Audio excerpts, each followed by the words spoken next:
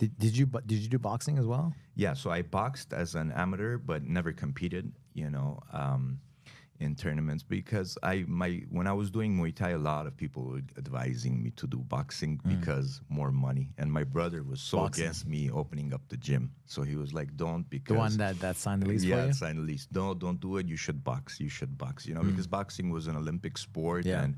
But when I was 16, of course, the gym and teaching 6 hours a day, it was so tough. But in boxing, I didn't want to have a martial arts gym and box, and it was going to be too much. It was going to be, I had to focus more. Boxing, do training camps, travel, and be sparring partner, and to get that promotional deal, So this was much easier for me too, because I was in it for a longer time too.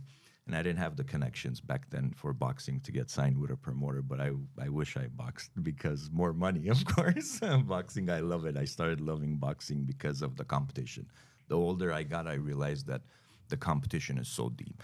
In each division, you have Olympic champions, you have Olympic medalists. So it's 10 years the guy's competing for, for the world title in professional boxing. In 10 years, you have 2-3 Olympics, every 4 years. You have already 3 medalists.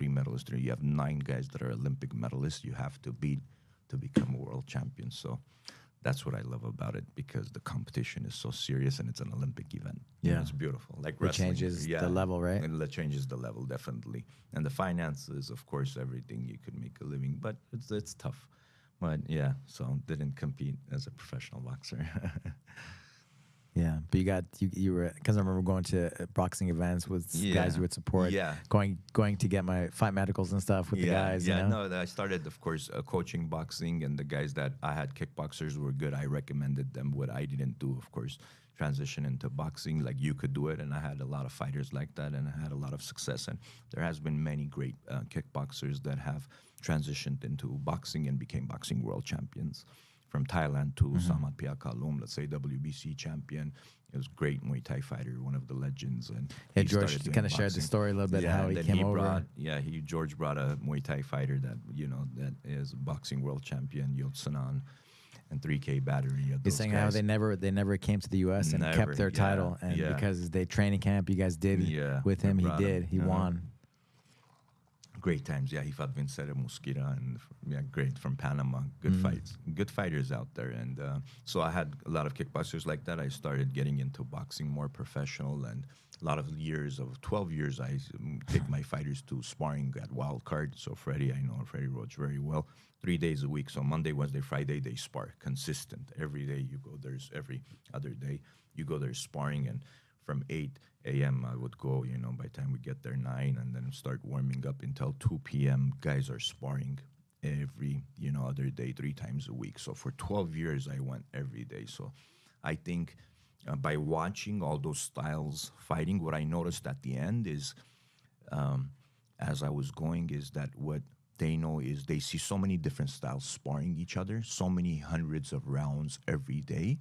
So which style works with which style could beat which style, and how you're supposed to fight this style. So that's a big, I think, advantage that, like Freddie Roach's gym wildcard, he has, is because he's seen it so much in front of his eyes. When you don't see that every day, and it's not that you forget, but you have to see it. Like the Russian style, Soviet Union, the jab, they use the in and out with their legs, how you could beat them, how an American style fighter fights them, and what are the results at the highest level.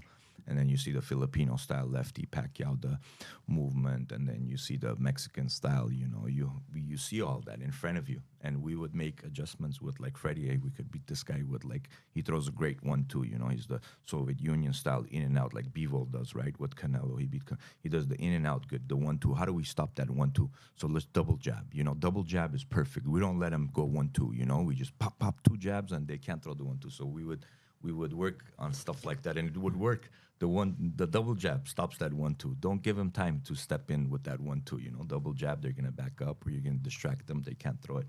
So as we saw that, we progress and we learn. I think that's very important, in the gym to see it. Like, you watch grappling world class at the highest level every day, black belts competing. You're gonna see things that patterns that not everybody sees at the highest level. So now you're going to be like, okay, this works here with this style of fighter, this body type,